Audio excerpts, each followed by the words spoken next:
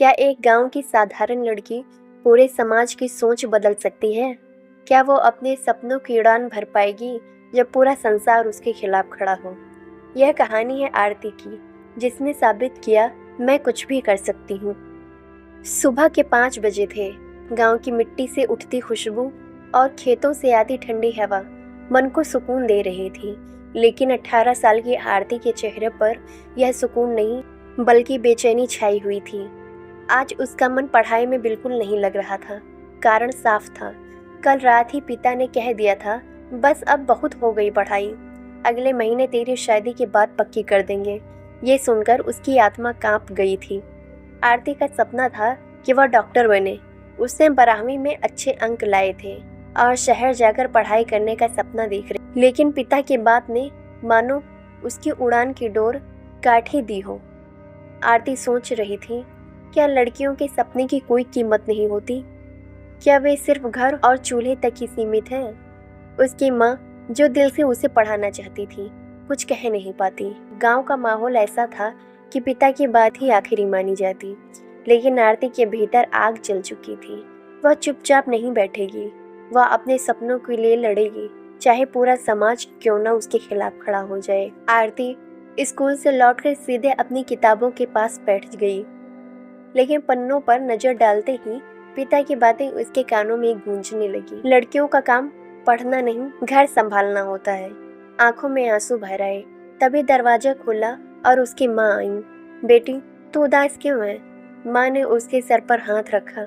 आरती ने किताब बंद कर दी और बोली, अम्मा, मैं डॉक्टर बनना चाहती हूँ, मुझे पढ़ाई पूरी करनी है। लेकिन बाबूजी, उसकी आवाज भर्रा गई। माँ ने धीरे से कहा, बेटी, मैं तेरे साथ हूँ, लेकिन तू जानती है तेरे बाबूजी के सामने बोलना कितना मुश्किल है। आरती ने माँ का हाथ पकड़ा और दृढ़ स्वर में बोली, अम्मा, अगर मैं आज चुप रह गई तो मेरी आने वाली पीढ़ियां भी चुप रहेंगी। मुझे रास्ता ढूंढना होगा। उसी शाम आंगन में पिता चारपाई पर बैठे थे और गांव के 2 आदमी उसके पास विवाह की बातें कर रहे थे। आरती ने हिम्मत जुटाई और सामने आकर खड़ी हुई। बाबूजी, मुझे शादी नहीं करनी, मैं पढ़ना चाहती हूँ, मैं डॉक्टर बनूंगी। सन्नाटा छा गया। गांव के लोग हैरान होकर उसे देखने लगे। पिता की आंखों में गुस्सा चमक उठा। जुबान चलाना सीख गई है तू? हमारी इज्जत मिट्टी में मिलाएगी? एक तमाचा उसके गाल पर पड़ा। माँ चीख उठी। लेकिन आरती के चेहरे पर आंसू के साथ साथ एक अद्भुत साहस भी झलक रहा था। उसे पता था अब लड़ाई आसान नहीं होगी, पर यह पहला कदम था। अगले दिन गांव की चौपाल में मीटिंग बुलाई गई। कारण साफ था, राम सिंह की बेटी ने पूरे गांव के सामने विद्रोह कर दिया था। गांव के बूढ़े बुजुर्ग, पड़ोसी और रिश्तेदार सब जमा हो गए। राम सिंह ने गुस्से में कहा, आज मेरी इज्जत दांव पर है। ये लड़की कह रही है कि शादी नहीं करेगी, खुद फैसला लेगी। लोगों में फुसफुसाहट होने लगी। लड़की इतनी हिम्मत कैसे कर सकती है? अगर इसकी इजाजत मिल गई तो बाकी लड़कियां भी यही करने लगेंगी। चौपाल ने सबकी निगाहें आरती पर थीं। उसने कांपते हुए कदम आगे बढ़ाए, लेकिन उसकी आंखों में आत्मविश्वास था। मैं जानती हूँ कि आप सबको मेरा फैसला गलत लग रहा है, आरती बोली, लेकिन क्या किसी ने कभी सोचा कि लड़कियों के सपने क्यों कुचले जाते हैं? क्या हम सिर्फ शादी और रसोई के लिए पैदा हुए हैं? अगर मुझे पढ़ने का मौका मिला तो मैं डॉक्टर बनकर न सिर्फ अपने परिवार बल्कि इस गांव की भी सेवा करूंगी। कुछ पल के लिए सन्नाटा छा गया, लेकिन फिर शोर उठने लगा। ये सब किताबों की बातें हैं। लड़कियों का काम घर है और कुछ नहीं। पिता ने गुस्से में चौपाल छोड़ दी, लेकिन कुछ औरतें धीरे धीरे आरती के पास आकर फुसफुसाईं, बेटी, तू सही कहती है। अगर तू जीत गई तो शायद हमारी बेटियां भी पढ़ पाएं। आरती को लगा कि उसकी आवाज अकेली नहीं रही। भले ही विरोध ज्यादा था, लेकिन अब उसे पहली बार लगा कि उसकी लड़ाई व्यर्थ नहीं है। उस रात वह आसमान की ओर देख रही थी। टिमटिमाते तारों के बीच उसे अपना सपना और साफ दिखाई दे रहा था। वह सोच रही थी, यह तो बस शुरुआत है, असली जंग अभी बाकी है। अगली सुबह आरती खेत की मेड़ पर बैठी किताब पढ़ रही थी। मन में बोझ था, पिता से मिलने तानों का, गांव वालों की हंसी का, लेकिन आंखों में जिद भी उतनी ही गहरी थी। तभी पीछे से किसी ने आवाज दी, इतनी मेहनत कर रही हो, लेकिन किताबें तो पुरानी और अधूरी हैं।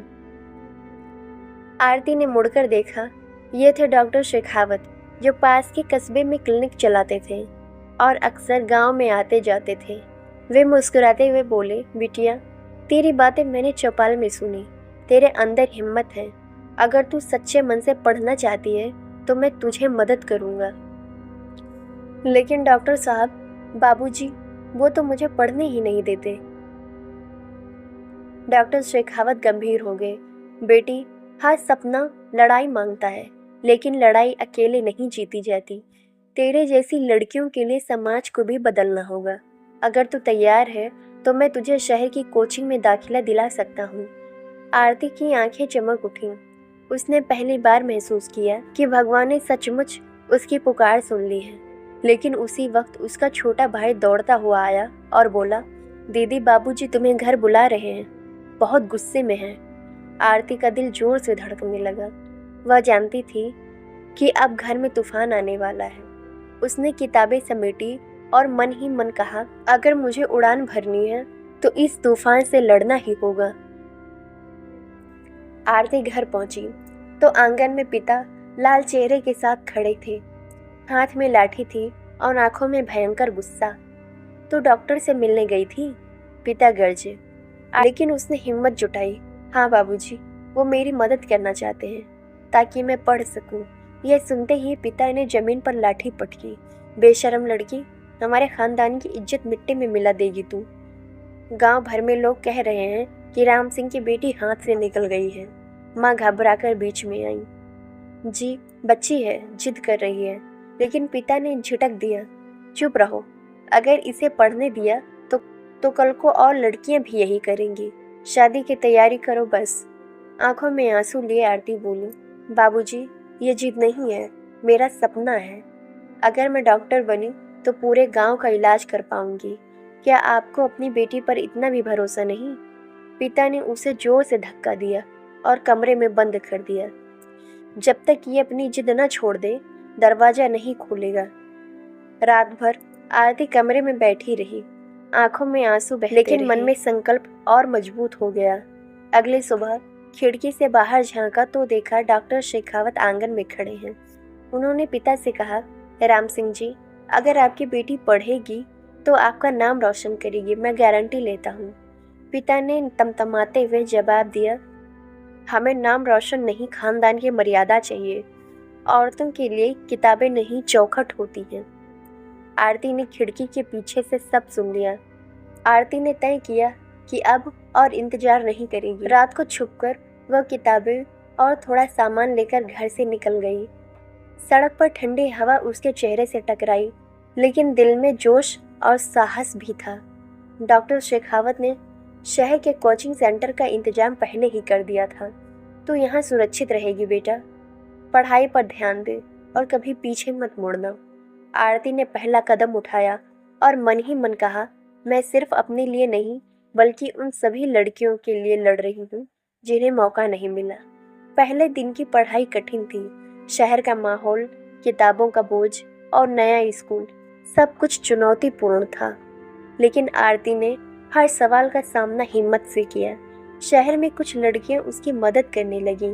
उन्होंने कहा, तू अकेली नहीं है, हम सब साथ हैं। आरती के दिल में पहली बार सुकून का एहसास हुआ।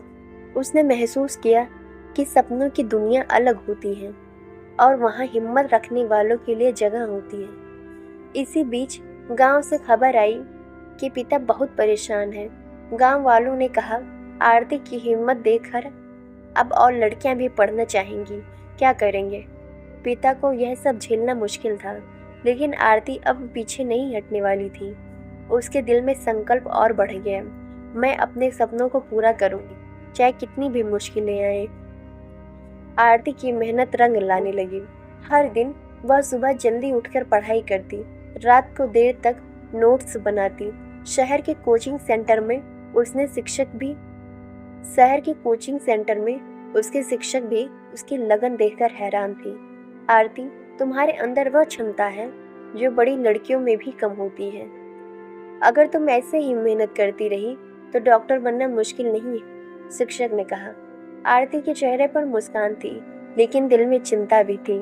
वह जानती थी कि गांव में पिता और समाज के विरोध अब वह जानती थी कि गांव में पिता और समाज के विरोध अब भी मजबूत हैं। इसी बीच गांव में खबर फैल गई कि आरती ने कोचिंग में टॉप किया।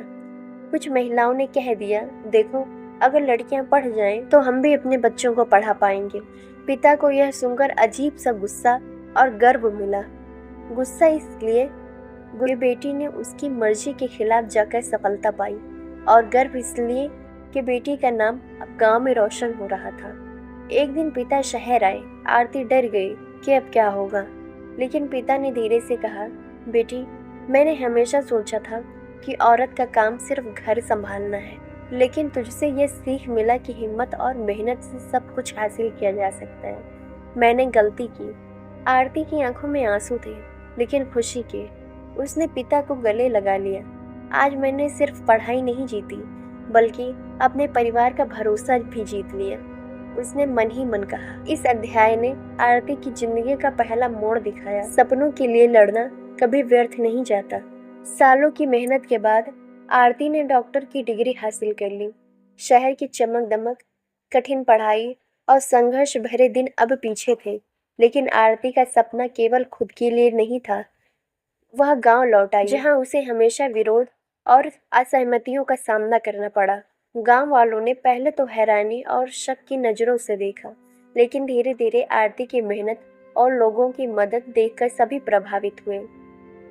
अब वो बच्चों की पढ़ाई में मदद करने लगी, लड़कियों को शिक्षा का महत्व समझाया, बीमारी और स्वास्थ्य संबंधी समस्याओं में लोगों की सेवा की। पिता राम सिंह, जो पहले उसकी जिद को बर्दाश्त नहीं कर पाए थे, अब गर्व से कहते हैं, बेटी तूने हमें और गांव को गौरवान्वित किया है। मैंने अपनी सोच बदल ली है। अब मैं जानता हूँ कि लड़कियों के सपने भी सच हो सकते हैं। आरती की कहानी गांव में प्रेरणा बन गई। लड़कियां अब खुलकर पढ़ाई करने लगीं। गांव में बदलाव आया, शिक्षा और समानता का। आरती ने सीखा कि संघर्ष चाहे कितना भी कठिन हो, अगर हिम्मत और भरोसा हो तो कोई सपना असंभव नहीं। और यही उसका संदेश था, मैं कुछ भी कर सकती हूँ अगर मैं चाहूँ। आरती अब सिर्फ एक डॉक्टर नहीं थी, वह उस गांव की उम्मीद बन चुकी थी जहां लड़कियों पढ़ाई का हक ही नहीं माना जाता था। उसकी हिम्मत ने न केवल उनके सपनों को पूरा किया, बल्कि पूरे गांव की सोच बदल दी। और तभी आरती ने मन ही मन कहा, अगर मैं कर सकती हूँ तो कोई भी कर सकता है, मैं कुछ भी कर सकती हूँ। यह सिर्फ आरती की कहानी नहीं, यह उन सभी लड़कियों की कहानी है जो अपने सपनों को सच करने की हिम्मत रखती हैं।